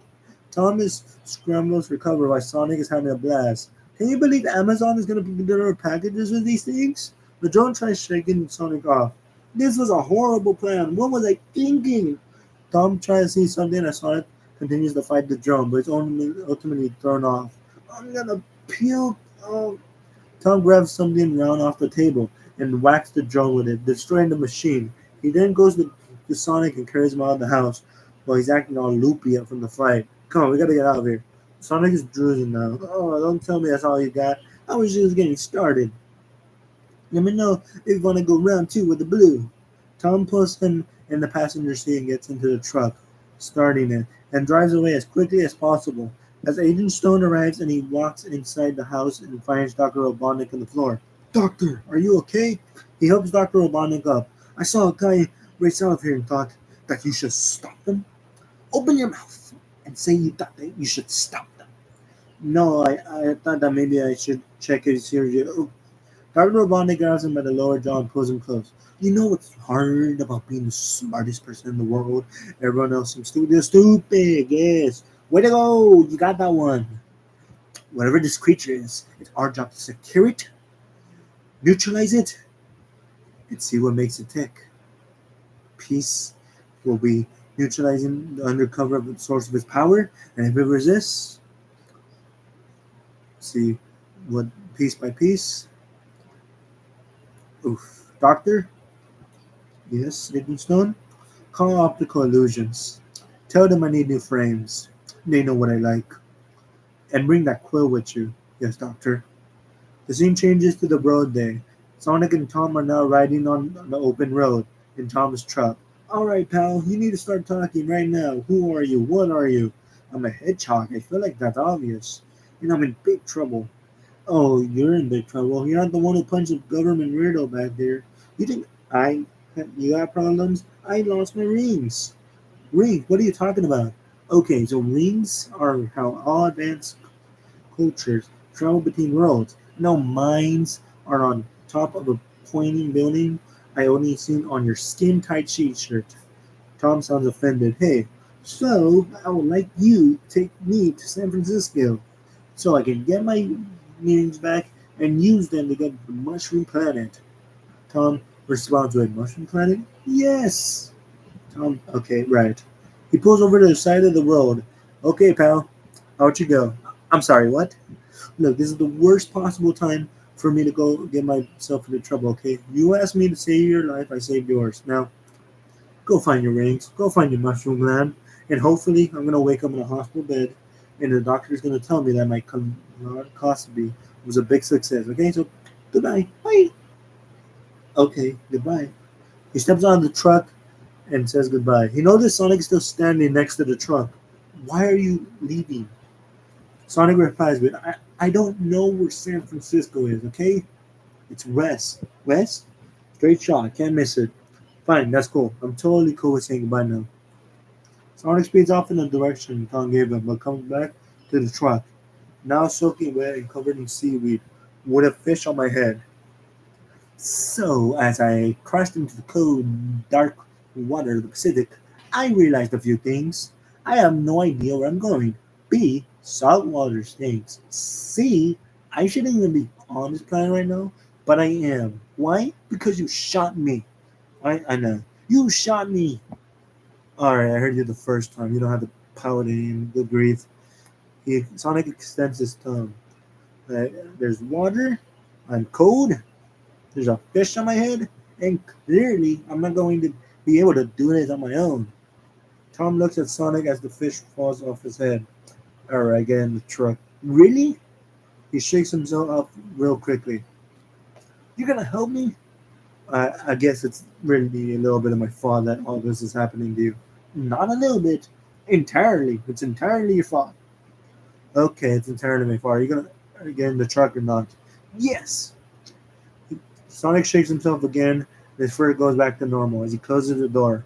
Road trip? Woohoo! What am I doing? Tom says. Sonic and Tom are driving through the foothills as they continue their journey. Alright, there's gonna be rules on this trip. Number one, do exactly as I said, alright? Got it? Sonic gives a thumbs up to Tom and salutes with his fingers. Got it, Donut Lord. Would you stop with the Donut Lord? I have a name, it's Tom. I'm Sonic. Sonic. So you've been spying on us for years, right? I mean, I wouldn't really call it spying. We were just hanging out. Only I wasn't invited and no one knew I was there. I can't believe Crazy Carl was right all this time. You should call him Super Observant Carl instead. Uh-huh. Oh my god, stop the car, right now. Okay, he gets up and leans out the window door. What? He passes a billboard advising the world's largest rubber band ball. The world's largest rubber band ball? We gotta see it. No, no, no, no, no. This is not some fun family road trip, remember? The government wants to dissect you and arrest me. This is serious. Sonic gives Tom a bored frown, speeding off the truck, and comes back in a blink of an eye with a souvenir and a baseball cap. You're right. It was lame. Gift shop was cool though. Look, I got you a mouse pad. When are we gonna get there? Sonic holds up a paddle ball and plays it at a very fast speed while looking at Tom with a playful smile. We will get there when we get there. Sonic continues playing with the paddle ball.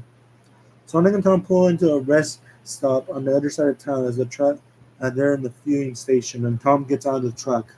Alright, I'm gonna go check in with Wade, see if he knows what's going on. You're gonna see Wade in that glass thingy? What is that, teleportation box? Tom looks behind him and pats at Sonic. It's a payphone. It's mostly for drug dealers and fugitives from the law, which is us. Stay in the car, okay? I don't want anyone seeing you. Fine. Tom walks up to the payphone and goes inside. Meanwhile, Sonic is horsing around in the truck, pretending like he's actually driving it, making engine noises. Huh? He spots a large group of bikers off to the side and gasps and wonders before ducking behind the door. Okay, this is the coolest place on earth, but you had to stay in the car, okay?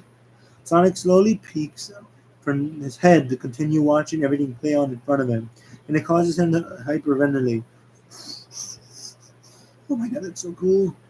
He wipes it away to keep watching. He's still fighting his excitement by rocking back and forth in the driver's seat. Be strong, be strong. He's unable to take it anymore as he spots a pair of sunglasses and gets an idea. Meanwhile, Tom is on the phone with Wade. Hello, Green Hills Police Department. Hey, Wade, it's me. Hi, I'm so glad you called. Some guys came in asking some questions and they're a little creepy. Kind of remind me of the guys from Men in Black, but not as likable and charming as Will Smith. Tom replies with, "Wait, what kind of questions?" Questions about terrorism. I told him I gone ice fishing with Tom. He doesn't know how to make a bomb. Wade is over the phone. He can't even make bait in the cold. Tom replies with, "All right, wait, listen to me. This is really important. Don't let him know that we talked, okay?" Wade looks up and sees Dr. Robotnik and Agent Stone staring at him. You know, I think they already know. Dr. Robotnik grabs the phone from Wade. Mr. Wachowski. Tom, I want you to know that the only person who ever punched me in the face was the school bully. He hit me in the cafeteria, causing a blunt force confusion to the soft tissue surrounding my orbital bone. He humiliated me in the front of the entire school. And you know what I did in response? I'm assuming that you reported him to the police or principal office because, that kind of behavior is really unacceptable. No, I examined the invisibly of the world were brawn to brain, and I used technology to resolve that inefficiency. The boy ate his meal through a straw for a year, and I never lost a fight until today. Hey, hurrah for me then, huh? No, because you're about to become the bully with the straw. I'm coming for you, Wazowski. And when I catch you, hello? I think he actually hung up because I noticed the light isn't on. Thank you, Officer Brainpart. If you give me a second, I can get an outside. No, don't be bothered. You just sit there and be useless. Agent Stone and the others walk out of the room. No one's gonna erase my memory here. I won't tell people about this. The scene changes to the rest stop night. Tom comes back to the truck with fast food meal. Okay, not exactly the healthiest meal. Sonic? Tom looks over to the biker bar and realizes Sonic might be in there. No. Tom sets the meal down back in the hood of the truck and rushes to the biker bar. Tom enters the biker bar and calls the piston pit and looks around for Sonic. He sees Sonic sitting on a table wearing a cowboy hat and his sunglasses and a red shirt. Tom stomps his foot around and Sonic turns around to win his hat to Tom. Howdy, partner. I'm not your partner. Come on, we're leaving. But they have a ZZ Top cover band. You gotta see their beards. We have to catch them some other time. Let's go, get up. If we stay, I promise, I won't say another word for the rest of the trip. Starting now. Waitress walks up over to Tom and Sonic. Welcome to the Preston Pit. What can I get for you, fellas? I want a nachos and buffalo wings. Oh, and guac. Funny word, isn't it? Guac, guac. Guac. Hey, no kids allowed in here. What do you got on? Some kind of mask? No. He's actually 43 years old and suffers from a very skin disease and stunts his growth and makes him look like that. The face I was born with. The confidence I picked on up along the way. The waiter smiles. Make his mellow yellow, please. You owe me. I never done in the bar stool before. So squishy. Oh, look at this! Look at this! It spins. Whoa, dizzy. Yeah, that's nice. Oh, feels sick. Sonic replies as he stops spinning. Are you having fun yet? Gonna have to check off the old bucket list, huh? Big night for you. What's a bucket list? Tom sighs. A bucket list is things of what you want to do before, well, you kick the bucket. I never kicked the bucket before. I gotta make my list. Sonic speeds off and grabs a pen and pad, and he comes back into the table, writing down the list. Yeah. What's the matter? There's just so much stuff I never done. And now that I'm leaving Earth forever, I guess I missed my chance. Tom looks around. Well, I guess this is the kind of place you can get a lot of living done in a short period of time. I suppose we can spare an hour. What? You're gonna bucket list with me? Sure, why not? You won't regret this. I'm pretty sure I will. Bad News by Ghost Sounds plays in the background as Sonic and Tom line dance with a group of patrons playing darts. Tom scores a bullseye. Sonic picks up a bucket of darts and then throws them. He misses the board completely, but punctures the waitress hats and beer cans that she's holding on her plate. Sonic completes a sport off his bucket list. Tom plays a baseball game, but uses Sonic as the boss. Sonic uses his fast legs to build up Tom's score as he sits on the hoop ring. Haha, new score! He crosses to do a slam dunk off his list. He and Tom are dancing again. Yippee! Yippee oh hey! Wait a second, is this bull missing a head? It doesn't just have two butts. Tom awkwardly yawns from seeing Sonic ride the bull. This is easy! Tom decides to turn up the speed for the mechanical bull by inserting a quarter into the machine, tapping the button to see the highest speed. And he laughs while watching Sonic hold on to it as Sonic is thrown around. Hee hee, I'm a cowboy! Woo! Sonic gets thrown off the bull but speeds back like nothing happened. I'm okay. Cross is to tame a wild animal off his bucket list. Tom and Sonic are dancing once again, as Sonic accidentally bumps into the female patron. Woohoo, yeah! The female patron throws a drink in Tom's face, thinking it was him who stopped her behind me. Afterwards, Tom is drying up while Sonic is laughing at Tom's prank. Hey, laugh it up. Nice work, Romeo. Tom in sarcastic laughter. Glad you're having a good time. I'm having a great time. I'm having the best time. I mean, what can possibly go wrong? A group of mean-looking people approach him and Tom. Can we help you? We don't like your kind around here. And what kind of is that? The tug responds with hipsters. How dare you? Hey, we were just leaving. Anyways, weren't we? That's not a problem here. No, it's okay. No, we're leaving. I know exactly how to handle the situation. Sonic grabs a beer bottle, stands up, and clears his throat. Pop quiz, hotshot. You just pick a fight with a poorly disguised hedgehog who's seen way too many action movies. What do you do? What do you do? Come on, break. Is it crazy or is it supposed to break? Break. Ding, ding, ding, ding, ding, ding. Sonic. The guy raises his fist. Sonic, uh-oh. Sonic ducks the guy punches, but Tom doesn't. He topples into more patrons, sparking a full-scale brawl.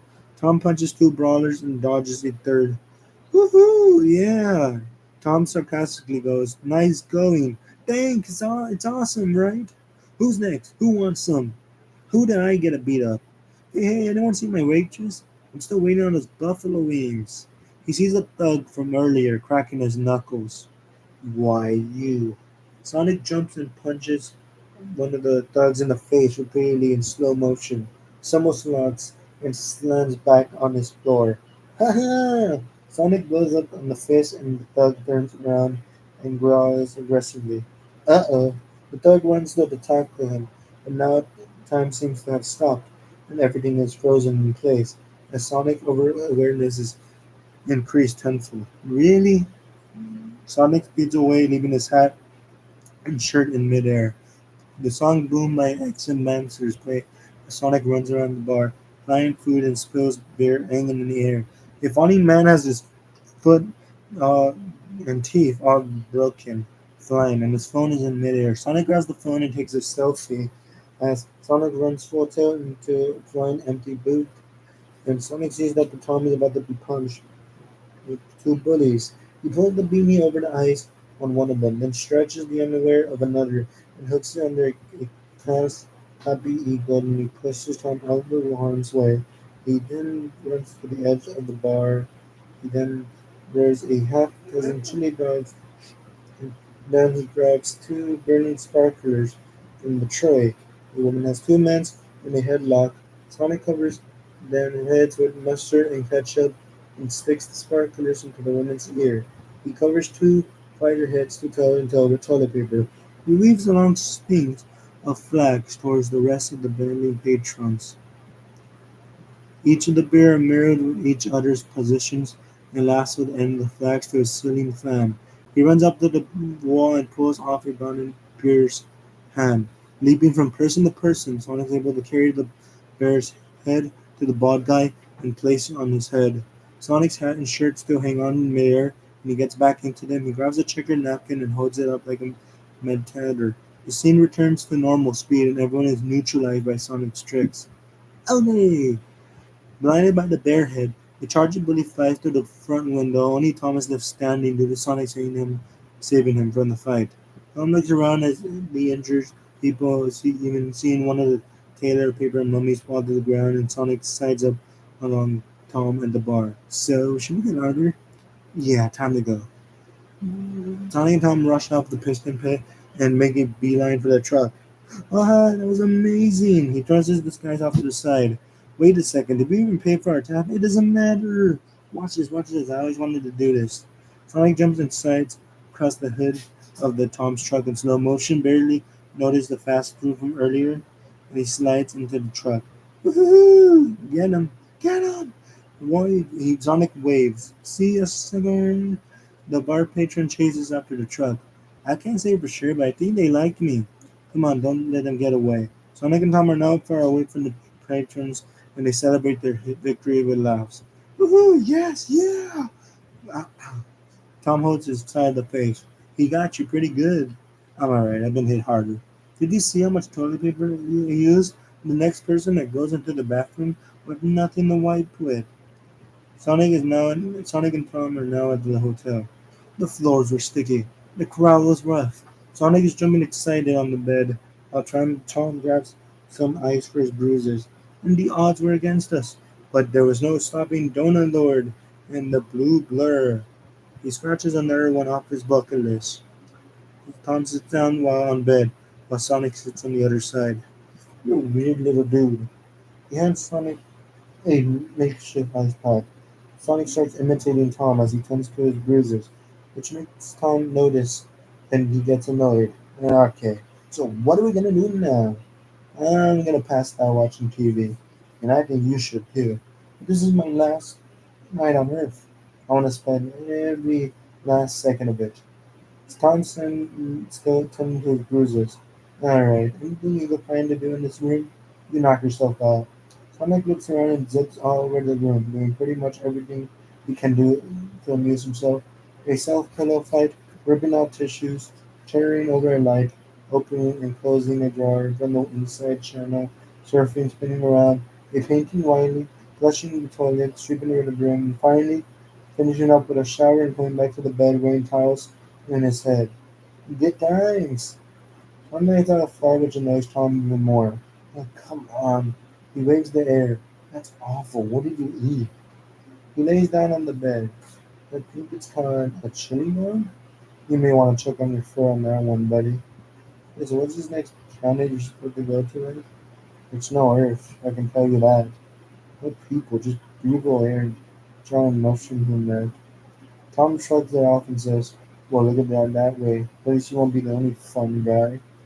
Alex seems annoyed. No, don't ever do that again. That wasn't funny. Tom chuckles. I like it. Sunday gets around the room. I'm really gonna miss this place. I know I have to leave Earth to be safe. What if long call is wrong? Maybe I could have a life here. Tom looks at Sonic and gets up. Alright, we should get some sleep. You sleep. Don't worry about me. I'm gonna stay up all night enjoying Earthfall Canyon. Sure, kid. As long as we're on the road ahead. Tom turns the lamp off and sees Sonic sleeping peacefully while mumbling in his sleep. Chili dog. Frozen. Tom talks Sonic and then he notices his bucket list and says all but one thing off the final item on his list. Make a friend. The scene, which Tom is a little concerned inside. Trouble worsens when he hears the news report on the TV newscaster. Tony Wachowski accused of committing an act of drug terrorism. Wachowski is considered armed and dangerous, and the info regarding his whereabouts should be reported to local authority immediately. However, when the truck is parked outside, the rest of the stop, and then driver on his truck is parked outside the rest of the stop, and workers are installing a new window for the piston pit while Dr. Robotics Agent Stone interviewed the bar patron from the night before. Did he say where he was going? The dog looks at the picture, all torn apart. Maybe, maybe not, like I would tell you. Doctor Robotnik pushes Stone to the side. Stand down, Stone. This well-meaning citizen obviously doesn't understand the urgency of the matter. The dog stands up and looks at Doctor Robotnik then he asks, really? Robotnik gives out a thug and a small grin, then hurls him out around the window yet again. Now that's what I call good caught, bad caught. As Doctor Robotnik and Agent Stone leave the piston pit, he holds his hand and Agent Stone goes for a high S5. But Doctor Robotnik tricks Stones and punches him in the stomach instead. Hold yourself open. Doctor Robotnik walks away while Agent Stone gasps for air. You see Robotnik judging by the quickest road to San Francisco. The approximate speed of the vehicle and local weather conditions are right about here.